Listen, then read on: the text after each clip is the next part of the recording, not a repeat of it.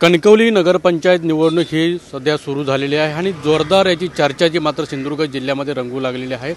संदेश पारकर जे शहर विकास आघाडीचे उमेदवार आहेत ते नेमकी भूमिका काय घेणार याकडे मात्र संपूर्ण कणकवलीकरांचं लक्ष लागून राहिलं होतं। पण मात्र आता जी शहरामध्ये अशी परिस्थिती आहे की शहर विकास आघाडी आणि भाजप म्हणजे समीर नलावडे अशी हाय व्होल्टेज लढाई आहे ती मात्र पाहायला मिळणार। त्यामुळे नक्की कोणते मुद्दे दोघेही घेऊन या शहरामध्ये जाणार आहेत हे मात्र मतदारांकडे हे देखील पाहावं लागणार। मात्र दुसरीकडे जर पाहिलं तर काल संदेश पारकर यांनी पत्रकार परिषद घेतली होती आणि या पत्रकार परिषदेमधून सांगण्यात आलं होतं की भयमुक्त कणकवली आणि भ्रष्टाचारमुक्त जे गुंडशाही जी शहरामध्ये वाढलेली आहे ती मात्र आम्हाला मुक्त करायची आणि असं एक वक्तव्य ते संदेश पारकर यांनी पत्रकार परिषदेमध्ये केलं। त्या हिशोबाने त्या पद्धतीने ही निवडणूक सध्या लढवली जाणार। त्यामुळे सत्ताधारी आणि शहर विकास आघाडी ही मात्र अशी सामना जो आहे तो मात्र येत्या काही दिवसामध्ये कणकवली शहरामध्ये बघायला मिळणार। त्यामुळे कणकवली नगरपंचायत निवडणूक ही मात्र हाय व्होल्टेज निवडणूक ही मात्र नक्कीच पाहायला मिळणार आहे।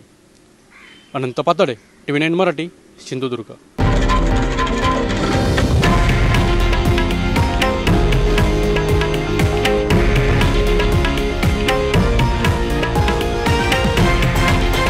हे आहे देशातील नंबर 1 न्यूज नेटवर्क आणि आपण पाहत आहात TV9 मराठी, एकमेव।